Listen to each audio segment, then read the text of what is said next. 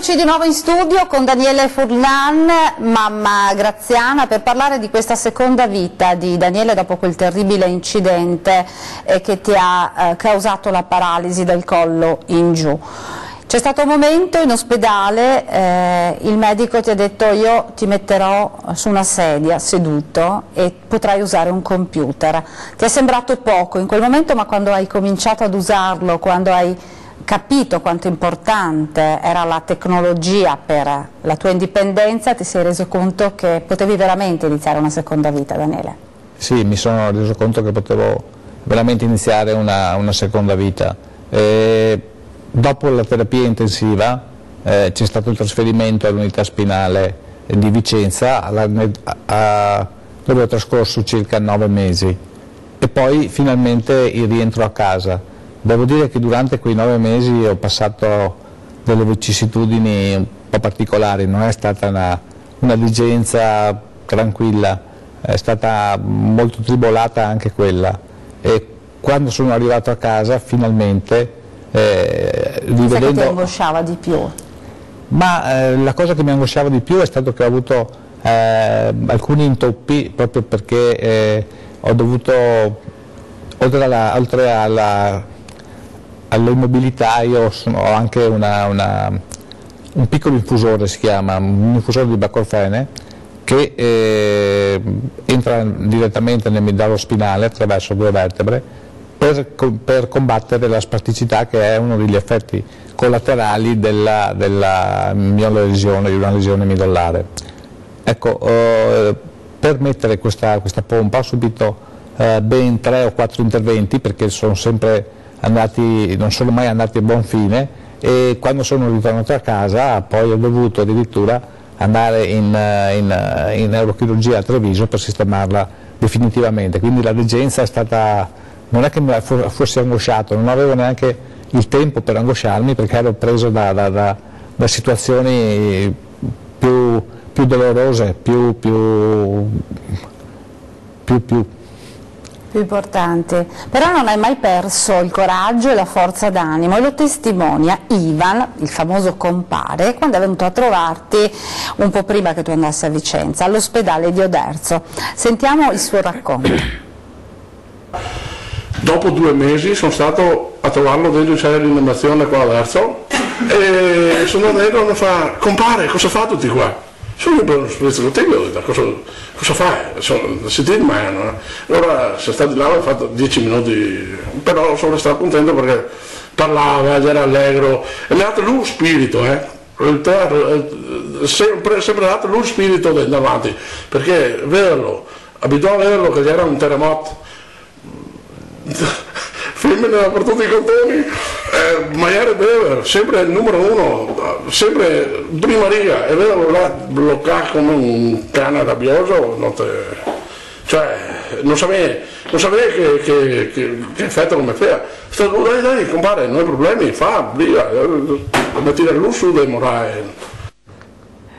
Ecco, come dice Ivan, sei tu che hai tirato su di morale gli amici all'inizio, è vero, Daniele? Sì, soprattutto mi ricordo che quando ero a Oderzo in terapia intensiva, un giorno sono riuscito, dopo aver lottato duramente per potermi finalmente liberare del ventilatore, cioè della respirazione attraverso la tracheotomia, sono riuscito a recuperare il respiro autonomo. E questo mi ha permesso anche di prendere a parlare, e in quel momento è stato forse il punto di svolta, perché ho ripreso a parlare, a esprimere le mie opinioni e poter comunicare con gli altri, mentre prima dovevano leggermi sulle labbra, era una cosa terribile quando non capivano, perché anche loro poi si disperavano, eccetera. Di là è iniziata poi lentamente il mio cammino verso la completa riabilitazione, che ti ho detto non è stato dei più facili, però il momento più importante è stato appunto il ritorno a casa, tornare a casa, non più nella mia casa dove abitavo, perché aveva troppe barriere architettoniche, ma in una casa costruita a fianco dei miei genitori, appositamente per me.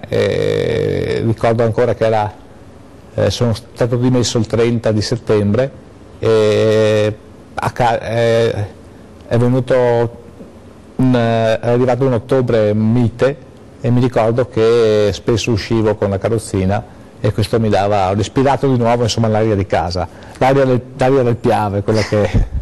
Graziana, si ricorda il giorno che è tornata a casa Daniele? Naturalmente sì, anche perché per me è stato un sollievo, perché di andare ogni giorno a Vicenza, tutti i giorni, a volte pioggia, neve, vento, insomma non era proprio così facile perché non ero più neanche una bambina, neanche all'epoca. Comunque il ritorno a casa è stato bello perché intanto c'erano tanti amici, quanti, non sapevamo dove metterli. E poi lui si sentiva più tranquillo, era a casa sua e poteva fare quello che... perché l'ospedale è bello, però ci sono certi orari che sono troppo rigidi e di conseguenza uno deve attenersi a quello che fanno tutti gli altri. Voi nell'arco di questi quasi un anno, alla fine dell'incidente, vi siete dati subito da fare per preparare un'abitazione alla portata di Daniele, quindi? Quello sì, allora ci siamo divisi i compiti. La figlia andava per cercare gli ausili, parlare sua figlia, la sorella di Daniele. La sorella di Daniele. Andava a cercare gli ausili e vedere, il padre lavorava nella casa e io andavo all'ospedale. Però nel frattempo sono andati anche a vedere altri casi come il suo, come erano sistemati, cosa si poteva fare di meglio. Insomma abbiamo cercato di fare... e abbiamo potuto unire alla nostra casa facendo solo una porta nel corridoio, abbiamo potuto unire le due case, così lui viene in casa a mangiare con noi, insomma si arrangia, ecco, non è tanto traumatico. Com'è stato il ritorno a casa? Bello, mi hai detto, tanti amici? Tantissimi amici, si respira di nuovo l'aria di prima e poi lentamente ci si riappropria degli spazi di una volta. Ovviamente non è come prima, la vita è totalmente diversa, perché le priorità cambiano, tu devi pensare che al momento dell'incidente io avevo una ragazza con la quale convivevamo da circa un anno e mezzo, anche se ci frequentavamo da 3, e avevo il mio lavoro e avevo Alessandro. Ecco, dopo... Alessandro è tuo figlio? Alessandro è mio figlio, sì. Non l'abbiamo ancora citato, l'abbiamo citato nella copertina ma non l'abbiamo citato direttamente. Avevo Alessandro, mio figlio, che a quell'epoca aveva 16 anni.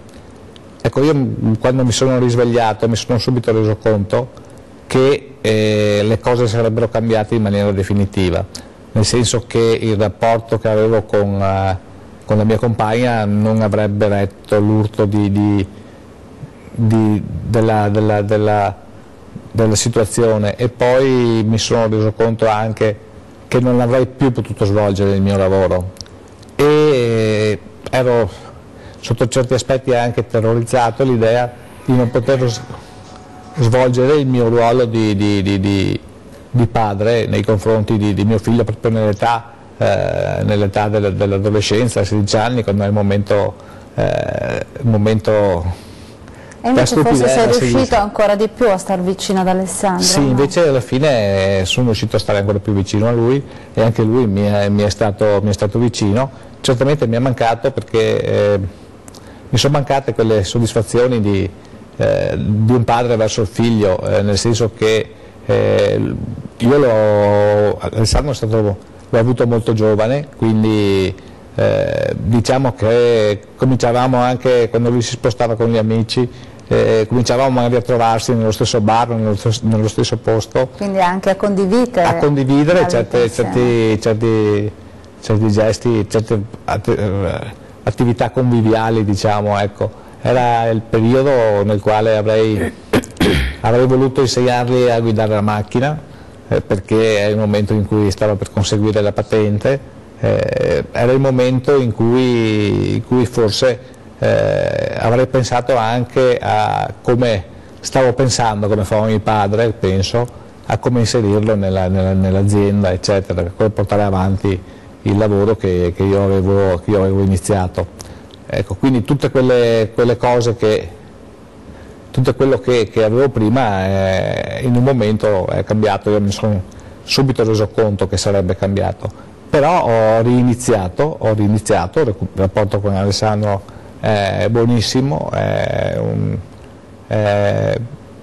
diciamo, è particolare perché non è facile, credo, neanche per lui vedere suo padre in carrozzina, però ormai è un'abitudine, parliamo più come amici che come padre e figlio. Anche ecco. per la vicinanza d'età forse, no Daniele? Sì, anche per la vicinanza d'età e poi perché sì, gli interessi alla fine sono comuni, mettiamo anche gli interessi musicali, gli interessi di svago, tipo i film, eccetera, sono abbastanza simili, perché la differenza di età fra me e lui non è molta, insomma.